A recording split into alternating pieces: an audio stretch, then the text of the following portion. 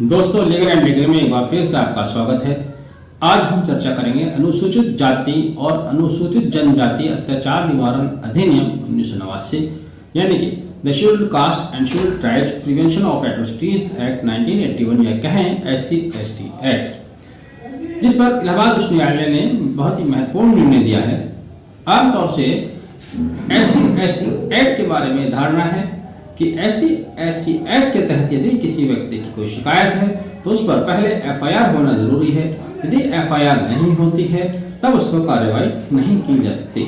अर्थात SC/ST act के तहत दर्ज अपराध में FIR होना लाजमी है। या यूं कहें कि अगर FIR दर्ज नहीं है और आप दूसरे रास्ते से रेमेडी चाहते हैं, दूसरे तरीके से, जो कि 156(3) के अंतर्गत आप प्रार्थना पत्र देकर मजिस्ट्रेट से FIR दर्ज करने के आदेश करा सकते हैं। बहुत सी बार मजिस्ट्रेट FIR दर्ज करने के आदेश नहीं करते हैं, उसको एज अ कंप्लेंट ट्रीट कर लेते हैं। तो इस पर कहा गया था, ये माना जा रहा था कि मजिस्ट्रेट द्वारा इस तरह से कंप्लेंट दर्ज नहीं की जा सकती। अब इस तरह का कंफ्यूजन क्यों है, ऐसा किस लिए कहा जाता है? इसके पीछे कुछ ठोस आधार है और वो आधार स्वयं SC/ST एक्ट की सेक्शन 14 तथा SC/ST एक्ट में दिया गया रूल्स 12 में शेड्यूल एनेक्जर 1 है, जिसकी वजह से आम लोगों में आमतौर से धारणा बैठ गई कि SC/ST एक्ट के तहत यदि आप कोई रिलीफ चाहते हैं तो FIR दर्ज होना लाजमी है।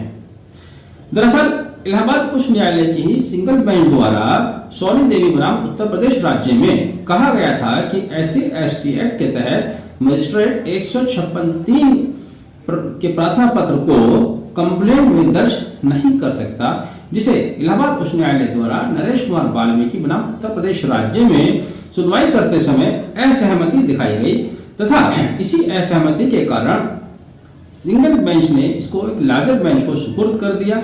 तब यह चीफ जस्टिस और एक अन्य जज की बेंच के समक्ष निर्णीत होने के लिए ये मुद्दा लाया गया।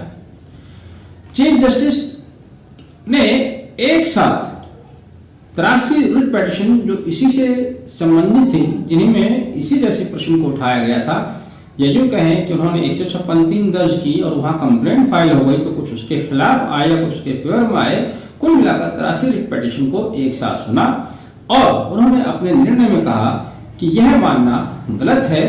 जिस तरह से पिछला अभी मैंने आदेश बताया आपको सोनी देवी बनाम उत्तर प्रदेश राज्य, उसको पलटते हुए कहा कि यह मानना गलत है कि मजिस्ट्रेट द्वारा कंप्लेंट दर्ज नहीं की जा सकती। यानी कि इलाहाबाद उच्च न्यायालय ने कहा है कि SC/ST एक्ट के तहत यदि कोई अपराध कारित होता है तब मजिस्ट्रेट के समक्ष उसको कंप्लेंट में भी दर्ज किया जा सकता है। अब यहाँ पर एक सवाल ये पैदा होता है कि आखिर ये कंफ्यूजन पैदा क्यों हुआ?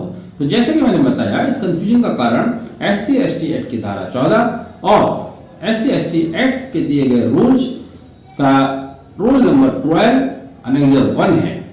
SC/ST एक्ट की धारा 14 कहती है कि यह कानून अनुसूचित जाति व जनजाति के विरुद्ध अत्याचारों के त्वरित निस्तारण हेतु विशेष न्यायालयों का गठन करता है।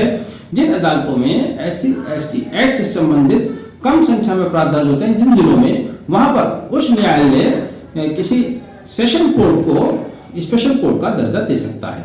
बहरहाल पहली बात तो ये धारा 14 कहती है कि SC/ST एक्ट के लिए एक विशेष अदालत का गठन किया गया है।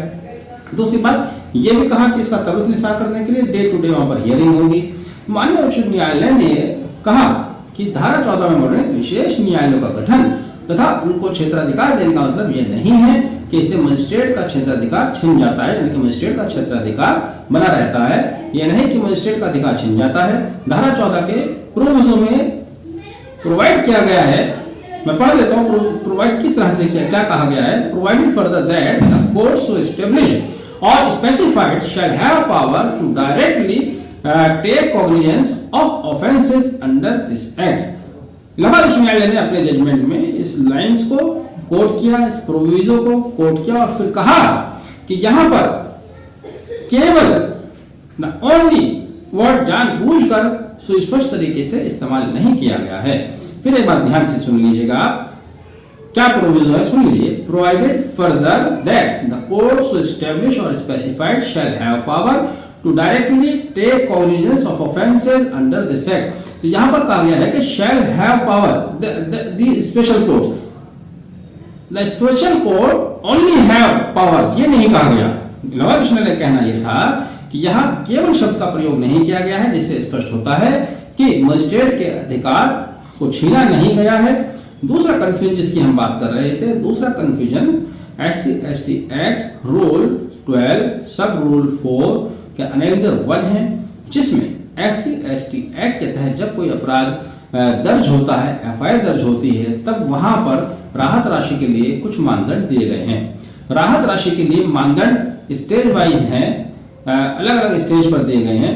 पहला, जब FIR दर्ज होती है कुछ पैसा तब रिलीज कर दिया जाता है, फिर 161 164 के बयान होते हैं पीड़िता के, कुछ पैसा तब दे दिया जाता है, फिर उसके बाद चार्जशीट दाखिल होती है। इस तरह से स्टेप बाय स्टेप राशि का किस्तों में पेमेंट किया जाता है। लेकिन जब कंप्लेंट दर्ज होती है वहां पर स्टेप बाय स्टेप ये प्रक्रिया नहीं आएगी। FIR दर्ज होना, 161 164 का बयान होना, वहां प्रक्रिया दूसरी है। तो इसलिए माना जाता था कि जब वहां पर रूल 12 फॉलो नहीं हो रहा है, तो ऐसे में ये अर्थ लगा लिया गया कि SC/ST एक्ट के तहत केवल FIR दर्ज होगी तभी अपराध आगे चल सकता है, अदरवाइज वो क्वैश कर दिया जाएगा। इस आधार पर क्वैश कराने के लिए लोग हाईकोर्ट गए भी थे। जबकि यदि कंप्लेंट दर्ज होने पर बाद में यह स्थिति नहीं आती, जैसे हम बताया, इसलिए यह मान लिया गया। बहरहाल अब हाईकोर्ट का निर्णय सामने आया है। न्यायालय ने कहा कि मजिस्ट्रेट 156 दिन के प्रार्थना पत्र पर कंप्लेंट दर्ज कर सकता है। इलाहाबाद उच्च न्यायालय की डबल बेंच ने कहा है, जिसमें चीफ जस्टिस स्वयं थे, कि मजिस्ट्रेट 156 दिन में दिया गया प्रार्थना पत्र को कंप्लेंट दर्ज कर सकता है, बाद में उसको ट्रायल के लिए केस को कमिट कर सकता है, यानी कि वह कंप्लेंट दर्ज कर सकता है, इस पर कोई पाबंदी नहीं है। बाद में उसको ट्रायल के लिए सेशन कोर्ट को फॉरवर्ड कर सकता है, कमिट कर सकता है, केस को कमिट किया जा सकता है, जैसे अन्य केसेस में किया जाता है। साथ ही ऐसा करने से दंड प्रक्रिया संहिता की धारा 193, 207 या 209 जहां पर कंप्लेंट के बारे में दूसरी बातें बताई गई हैं, उनका भी उल्लंघन नहीं होता है।